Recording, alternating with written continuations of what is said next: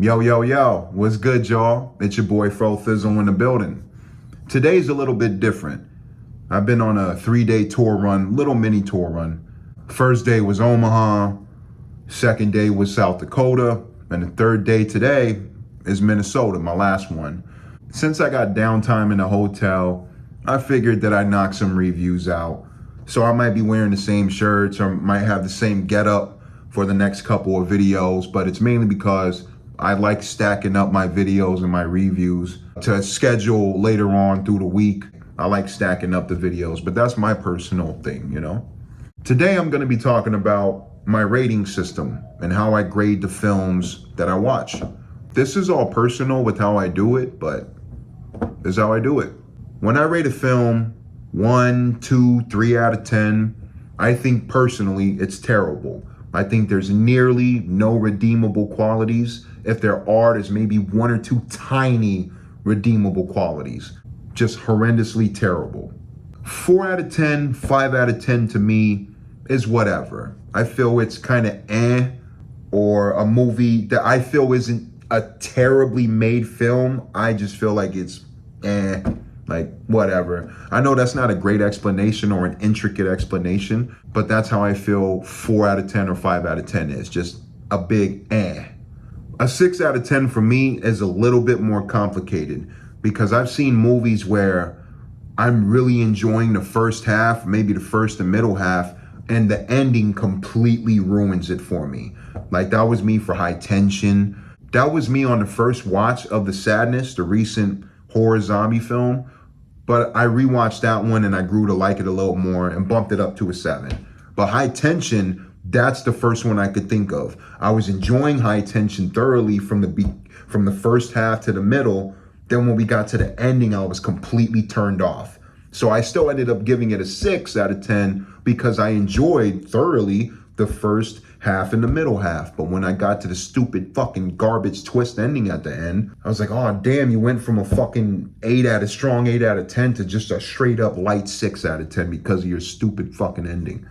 I'm sorry, I'm going a little bit off topic here, but a 6 out of 10 for me is a film shows some promise or shows some great promise, then maybe the ending or something major can fuck up the film or my experience, but I can still enjoy the build up or still enjoy the big chunk of it before. I think 7 out of 10 is a good film, but it's more on the decent side to me.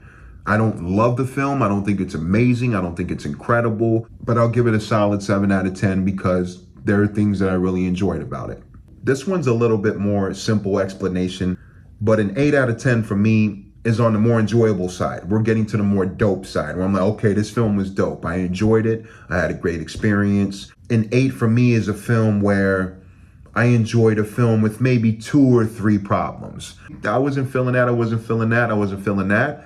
But 80% of the film was awesome. So that's how I would feel. Most of the problems that I have with 9 out of 10 films is it might slow down a bit. There might be pacing issues with the film where I'm like, oh, this movie's awesome, but there's just a little bit of pacing issues that I feel you could have maybe trimmed down a little bit. The biggest example I could think of for a 9 out of 10 is Full Metal Jacket. To me, it's damn near like a 10 out of 10 perfect film. But the big problem that I have with Full Metal Jacket personally is that it slows down a bit at some points. I think the first half is phenomenal. I think the first half of Full Metal Jacket is a 10 out of 10. I love Arlie Ermy just going in and berating everybody through the training and the drills. I think it's fantastic. The second half is still a great film to me. 100%. There's just parts in the second half where I feel it starts to slow down a bit, where I'm like, oh, okay. I wish if it was me, I probably would have taken out maybe 5 or 10 minutes out of Full Metal Jacket. But that's just me personally. It's still an amazing film. It's still a classic. It's still an incredible film. That's just the first film I could think of as an example for a 9 out of 10. I've had tiny nitpicks with 10 out of 10 films, but that's what they are, tiny nitpicks, not big enough for me to go, oh, okay, I'm gonna knock it down to a 9. A 10 is also solely based on a lot of nostalgia bias, which I will admit a lot of my 10 out of 10 ratings, a good chunk of it does come from a nostalgia bias where I can pinpoint myself being back as a kid watching it. but there's also a huge amount of appreciation and love that I have for the film.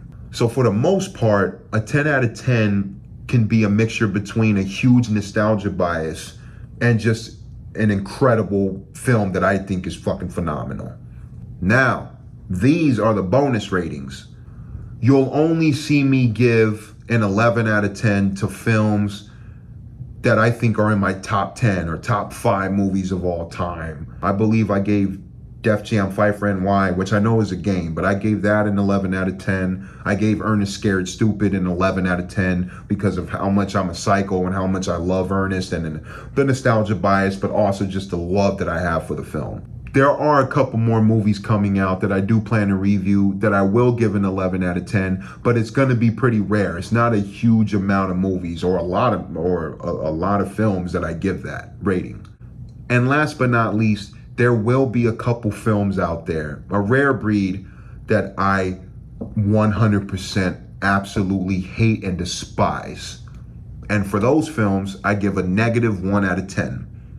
I might go over the top sometimes, and maybe I'll throw a curveball and give a movie I hate, like a -1,000 or a -50 out of 100.